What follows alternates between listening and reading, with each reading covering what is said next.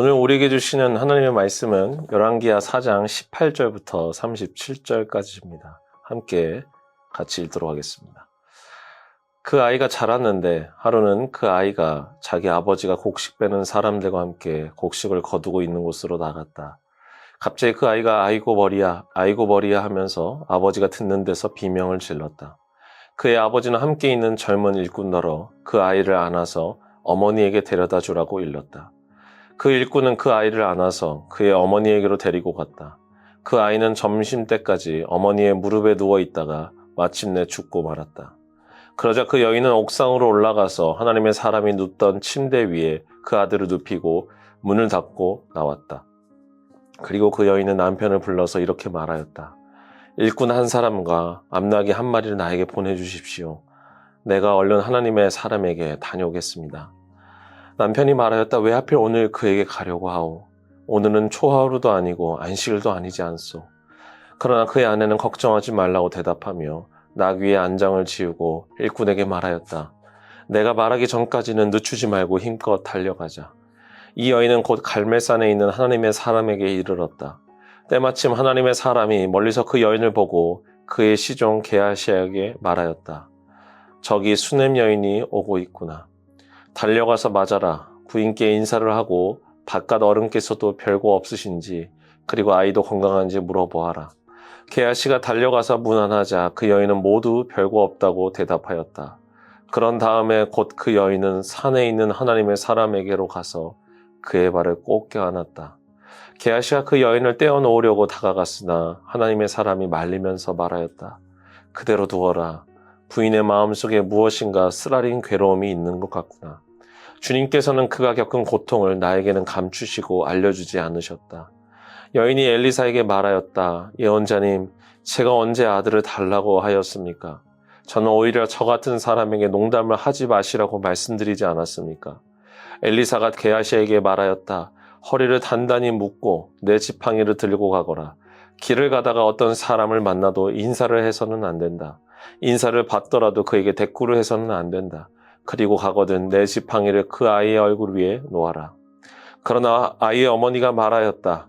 주님의 살아계심과 예언자님의 목숨이 살아계심을 두고 맹세합니다. 저는 어떠한 일이 있어도 예언자님을 떠나지 않겠습니다. 엘리사는 하는 수 없이 일어나서 그 부인을 따라 나섰다. 게하시가 그들보다 먼저 가서 그 아이의 얼굴에 지팡이를 올려놓아 보았으나 아무런 소리도 없었고 아무런 기척도 없었다. 게하시가 엘리사를 맞으려고 되돌아와서 그에게 말하였다. 아이가 깨어나지 않습니다. 엘리사가 집 안에 들어가서 보니 그 아이는 죽어 있었고 그 죽은 아이는 엘리사가 눕던 침대 위에 뉘어 있었다. 엘리사는 방 안으로 들어가 문을 닫았다. 방 안에는 엘리사와 그 죽은 아이 돌뿐이었다. 엘리사는 주님께 기도를 드린 다음에 침대 위로 올라가서 그 아이 위에 몸을 포개어 엎드렸다. 자기 입을 그 아이의 입 위에 두고 자기 눈을 그 아이의 눈 위에 두고 자기의 손을 그 아이의 손 위에 놓고 그 아이 위에 엎드리니 아이의 몸이 따뜻해지기 시작하는 것이 아닌가.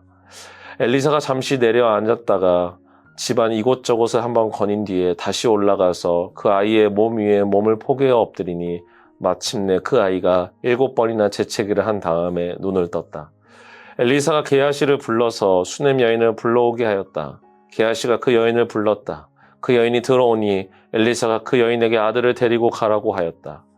그 여인은 들어와서 예언자의 발에 얼굴을 대고 땅에 엎드려 큰 절을 하고 아들을 데리고 나갔다.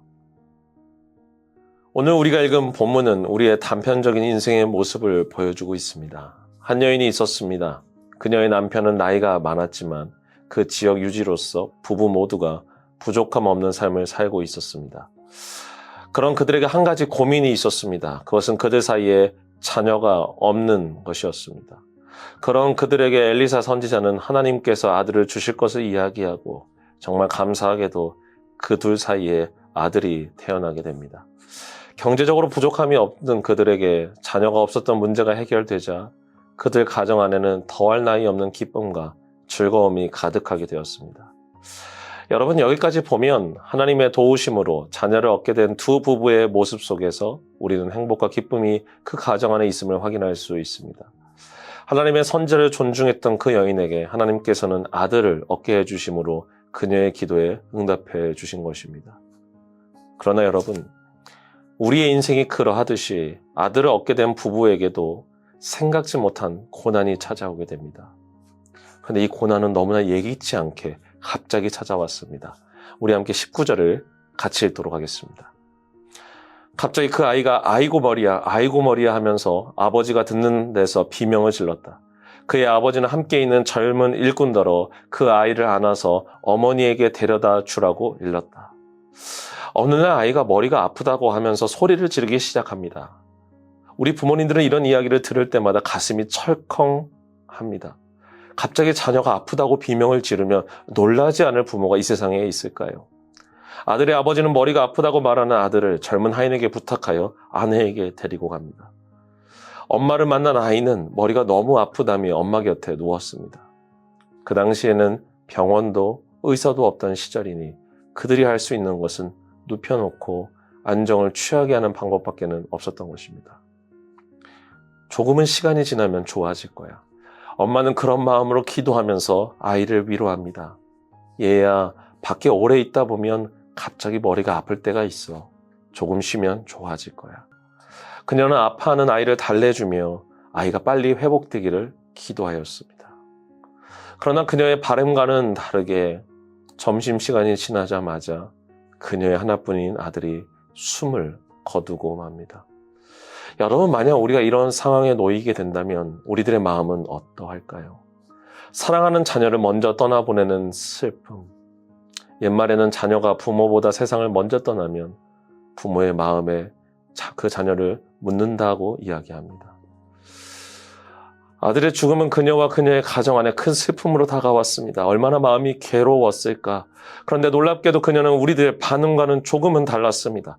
그녀는 아들의 죽음 그 자체에 매이지 않았습니다. 어떻게든 다시 살려야 한다. 어떻게든 내 사랑하는 아들을 다시 일어서게 해야 한다. 이러한 마음으로 그녀는 슬퍼할 새도 없이 남편에게 이야기를 하고 하나님의 사람을 찾아갑니다. 성경을 보니 그녀는 종을 데리고 길을 떠났는데 종들에게 쉬지 말고 있는 힘껏 하나님의 사람이 계시는 곳으로 가자고 이야기합니다. 그녀의 마음 안에는 오직 하나, 최대한 빨리 하나님의 사람을 만나 어떻게든 살려달라고 이야기해야겠다. 그녀는 그런 마음으로 달려갔습니다. 우리 27절을 같이 읽도록 하겠습니다. 그런 다음에 곧 그 여인은 산에 있는 하나님의 사람에게로 가서 그의 발을 꼭 껴안았다.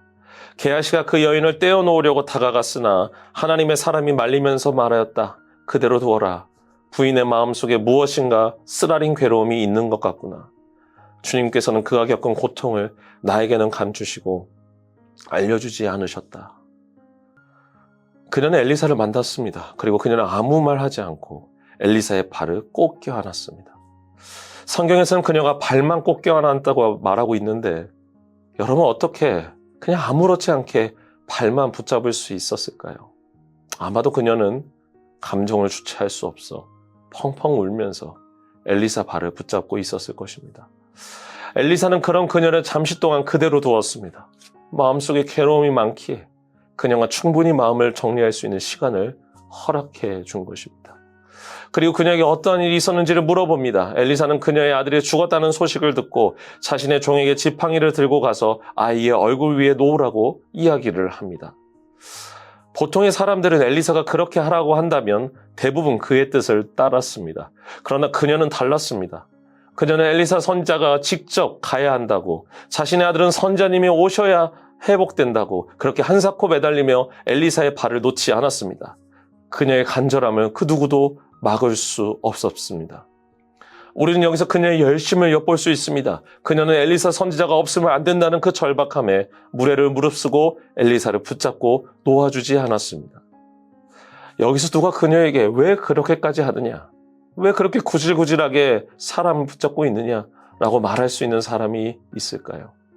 자신의 사랑하는 아들이 죽게 되었는데 어느 부모가 맨정신에 반응할 수 있었겠습니까?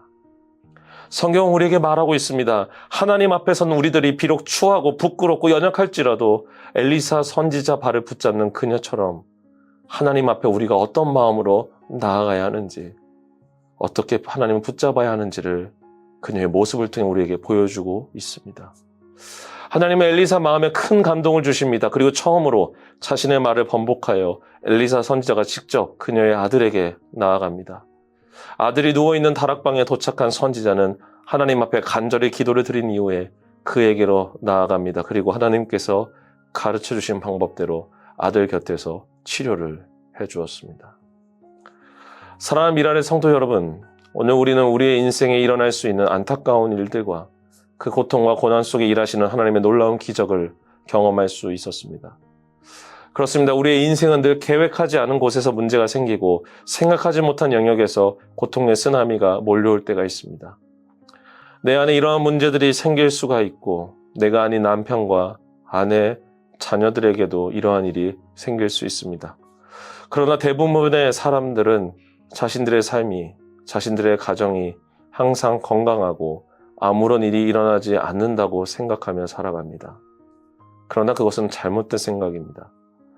아무도 내일을 알지 못하는 것처럼 우리의 삶에는 얼마든지 이러한 고통과 아픔이 찾아올 수 있습니다. 그때 우리는 어떻게 해야 할까요? 오늘 수넴 여인이 우리에게 보여준 것처럼 하나님 앞에 나아가 하나님의 발을 붙잡는 그 처절하고 간절한 마음을 가지고 우리가 주님 앞에 나아가야 될 줄 믿습니다. 우리의 고통을 아시는 그분께 우리의 마음을 드려 주님의 도우심을 간절히 구하기를 소망합니다. 하나님 앞에 우리가 어떠한 마음으로 나아가야 하는지 오늘 그녀의 모습 속에서 우리의 모습을 볼 수 있도록 그것을 깨닫게 도와줄 수 있도록 주님께서 우리 모두에게 은혜 주시기를 주의 이름으로 축원합니다. 함께 기도하도록 하겠습니다. 사랑해 주님 감사합니다. 오늘 수넴 여인이 죽어가는 아들을 다시 살리기 위해서 하나님의 사람을 찾아가는 모습 속에서 우리는 그녀의 간절함과 절박함을 확인할 수 있었습니다. 주님, 우리의 상황 가운데 우리의 문제 속에서 오늘 그녀가 보여준 것처럼 하나님 앞에 어떠한 형식과 어떠한 모습에 구애받지 않고 오직 한 가지 하나님이면 해결해 주실 수 있습니다. 이것을 붙잡고 나아갔던 것처럼 우리에게도 이러한 간절함과 절박함을 허락하여 주옵소서.